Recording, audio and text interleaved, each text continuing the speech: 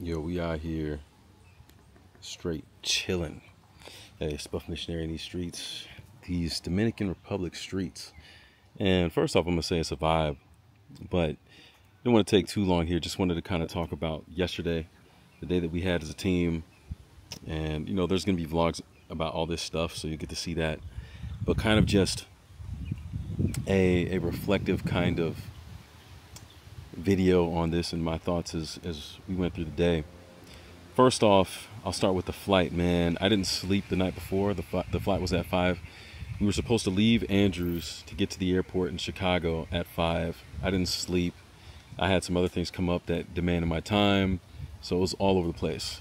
All that to say, I was very exhausted getting on the plane, and plane rides and economy do not help you with any tiredness at all. I feel like the 3 biggest dudes in the plane were all sitting in the same row, which didn't help. But we made it work. And I had the window to add insult to injury. And I might have been the smallest dude out of all 3 of those big dudes there. So it was pretty crazy. And getting there, back pain, knee pain, all this kind of stuff. But we made it, a lot of interesting having to do this and that with the airport and all, and it's always more challenging when you're doing it with 30 plus people as opposed to just yourself. But we got it done, and we had a couple mishaps with baggage and some things we weren't able to bring, but some things we found out we could bring a different way. You know how it goes. But anyways, made it to sleep pretty much. We didn't have a performance the first night we originally did, but it got rescheduled because of evangelistic campaigns going on all over the island. But the next morning, we were going to have 3 shows back to back to back. And the first one was going to be at a smaller, like elementary kind of pre-K kind of school. Or maybe, yeah, I don't think there were any students bigger than 8th grade. It's about 50 students. And that performance was fun. We didn't really get to warm up. And the mats, I mean, check it out in the vlog. You see what we're using. No more than an inch thick for the thickest of these little puzzle piece mats that you see down in gyms and stuff like that, for tumbling, tossing, and missing a move. Like you gotta be on your stuff. To say that a few of us bombed some back tucks, myself included, would be an understatement. It's different when you're looking at the ceiling as your reference point to get around, and you're performing outside now and your reference point is the sky. That's a bit more of a challenge. Your technique has to be a lot better and more consistent than just relying on the space around you, which is a thing I learned already in the first day.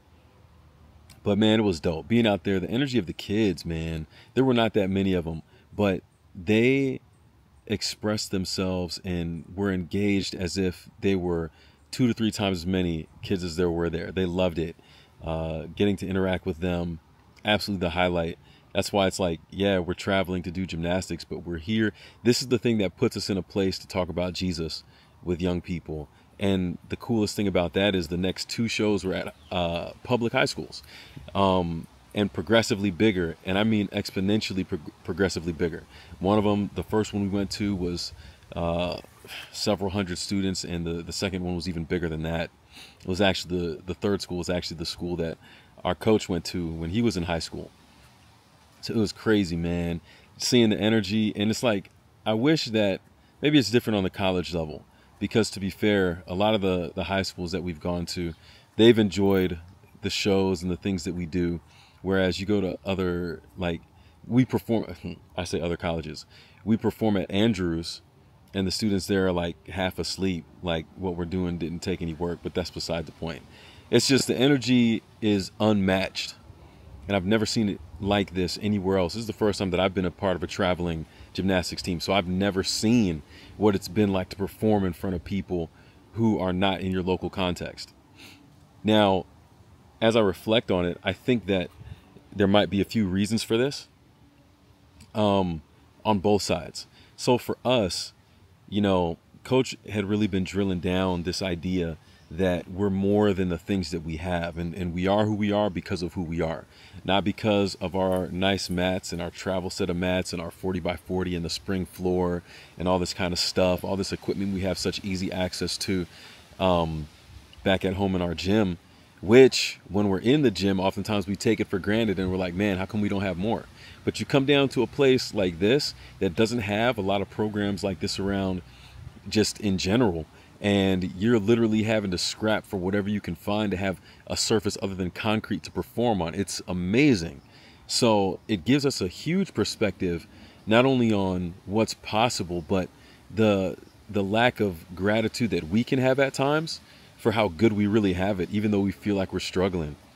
So that was one big thing. But on the other side, kind of along the lines of gratitude as well, we had one of our guys, Shane, best handstander, best tumbler on the team.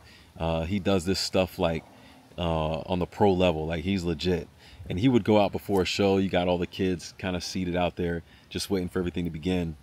And he'll go out and do a pass and just do a back tuck, and everybody in the crowd goes wild.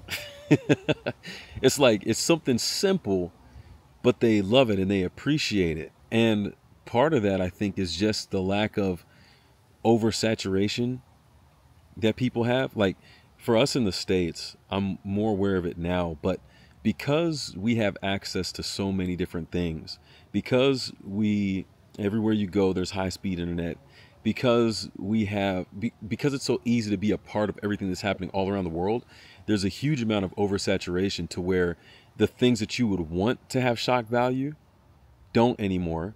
So in terms of social media, it means that people are trying to do dumber and dumber stuff. I saw some dumb stuff on Instagram the other day. Some of the teammates were showing me, but it's like a competition to see who can do the stupidest stuff just to get clicks and views. But the other thing is, like on the same token, when there are things that you should probably be reacting to in a significant way, it doesn't move you because you've already been oversaturated in terms of that emotion and that response. It's like tapped out. So you see something that should be that is really heartbreaking to somebody in their own context, but because that information gets dropped into an oversaturated context, nobody appreciates it, or they act like it's just another thing that's happening when it's really a big deal. So, you have the contrast of these different things going on, and it's fascinating to see.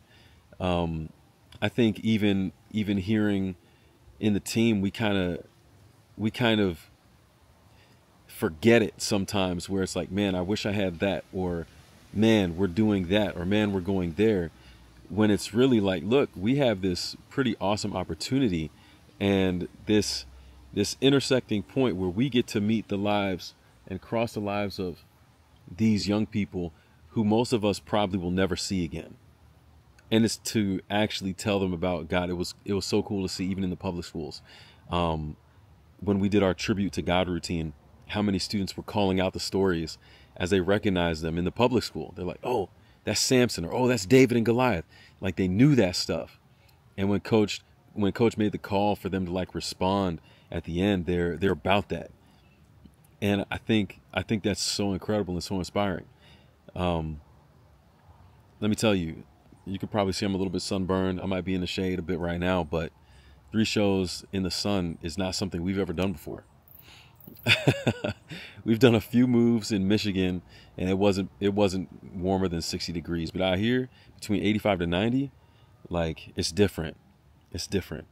But the thing is, it's a gift.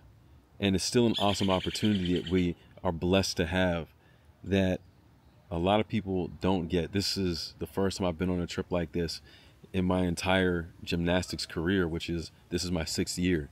So like, I'm not trying to take this for granted. Like every moment matters. It's amazing to think of.